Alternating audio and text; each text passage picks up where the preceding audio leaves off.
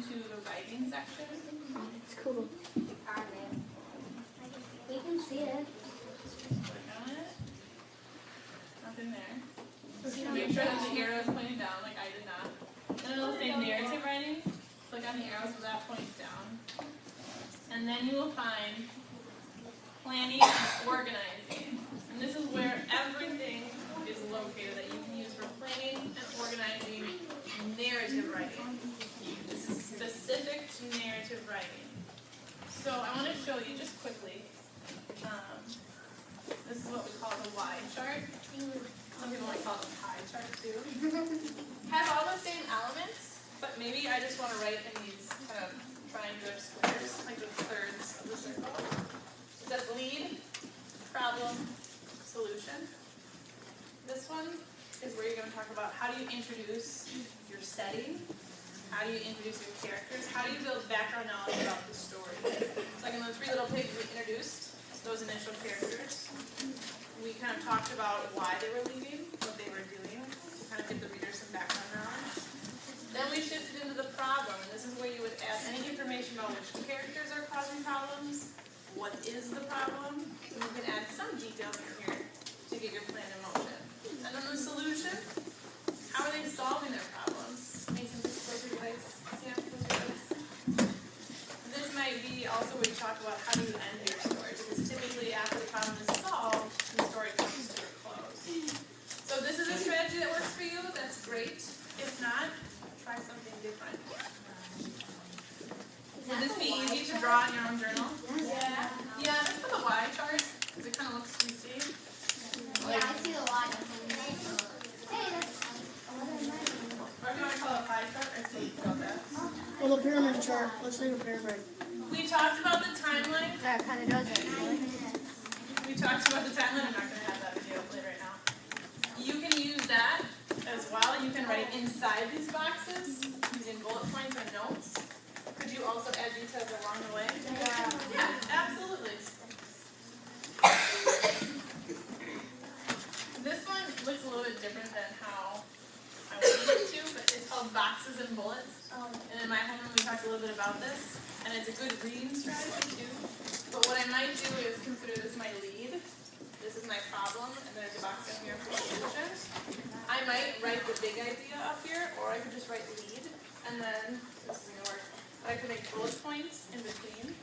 So if this is the lead, I might make a bullet point for who my characters are going to be, a bullet point for what my setting is, and a bullet point for what the background knowledge of my story needs to be, so that my readers understand what's going on.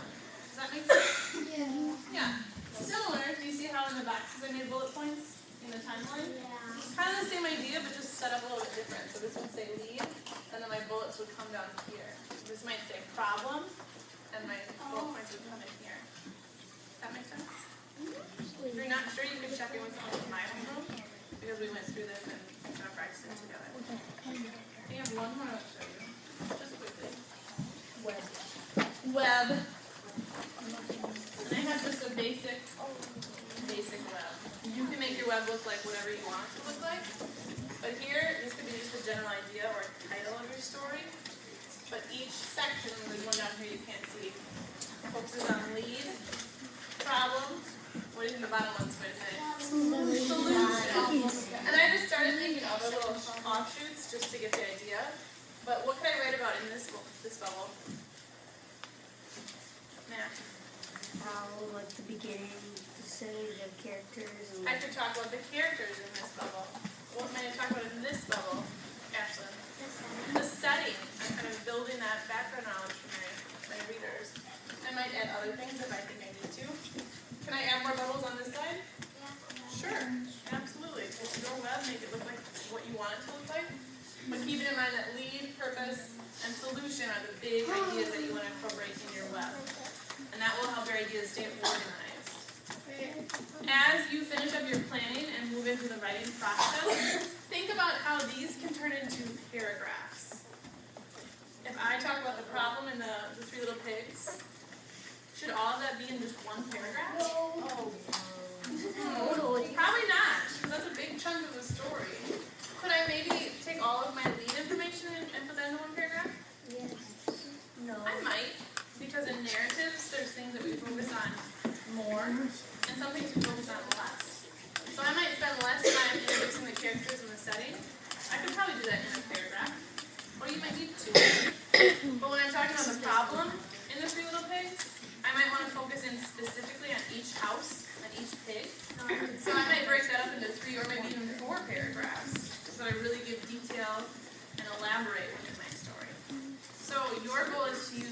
one of these strategies, just one.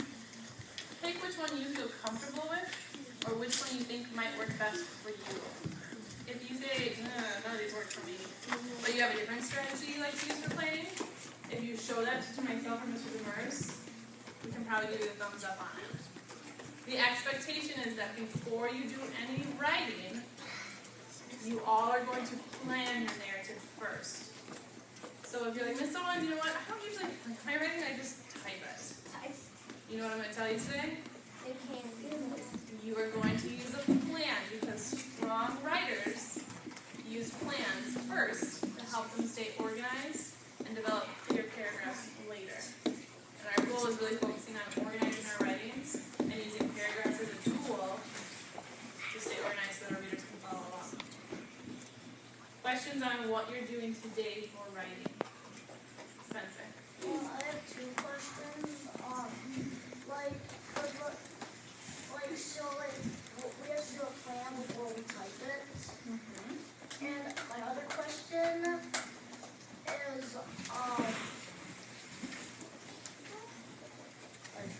That's okay. So his first question was, do we all have to do a plan before we actually start typing our story? Yes. Do you all have to do this plan? No. But do you have to do a plan? Yes. Yes. Mason, please close your legs. Chris. I think you're doing something about the math.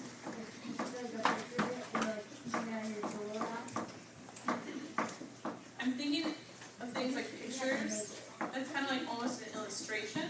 And I think usually what happens in a story is writers write the story first, and then they choose pictures that fit into their story. So I wouldn't worry about any pictures or things like that until after your final draft is done. And then if you want to talk to us individually about adding things like pictures, we can discuss that privately. Connor. Like Max and I, we were working on narrative writing in IA, and then also like whenever we had free time for writing. And so Max and I had already, and also Abby have already started a story. So do we have to plan? That's a good question. So my recommendation to you, if you've started a story in IA and you haven't used a plan yet, can you backtrack just a bit and say, well, I know in my lead I already wrote about these things, and kind of fill in based on what you already wrote. But I'm guessing since your story isn't done, you might not have your problem or solution figured out quite yet. Or maybe in your mind you know what you want to do, but you can add that to your plan. So think about if you've written a few paragraphs already, Connor, can you summarize that and put that into your plan? And then add whatever else is missing from your plan. Ayla.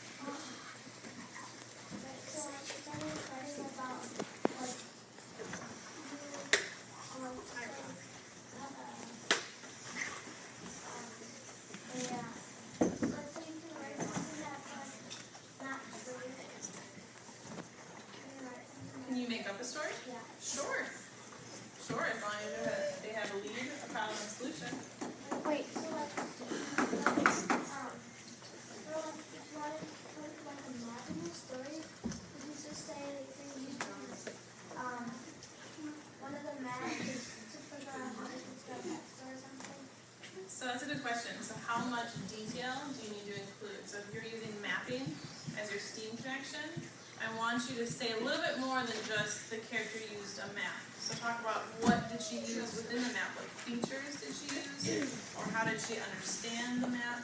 Add a little bit more detail. So you might talk about the features you learned about, something that shows Mr. Demers and I a little bit of the knowledge you gained from steam and how that shows up in your story. JT. Can you fill out your plan while you're writing your story? So like if you can't think of if you think of a problem that you can put in your plan? I'd say typically you want to try and plan out first so you know what direction your story is going to go in. But if you feel like you're at a point where you're totally stuck with writer's block and you have a really well planned out lead and you want to start writing that, then come talk to me or Mr. Demers and we can help you do that a little bit. But I'd like to see your plan done totally before you start writing at all. Except for those of you who have already started through IA and things like that. Bailey. What happens you never did like a plan before and you just usually there's when you're like younger, you just would just write it. But if you like don't know how to, if you're like stumped, can we like come to one of you guys? If you're totally stumped and you need Yeah. some help, I'm here to help you. But the expectation is that we're all using a plan. Even if that's not what you're used to doing, we're going to give that a try because we know that strong writers take time to think about what they write before they do it. So, If we like just type it after we do our plan, can we like add it? if you want to add pictures, say that till it's completely done and you're ready to be a published piece, then we'll talk about adding pictures.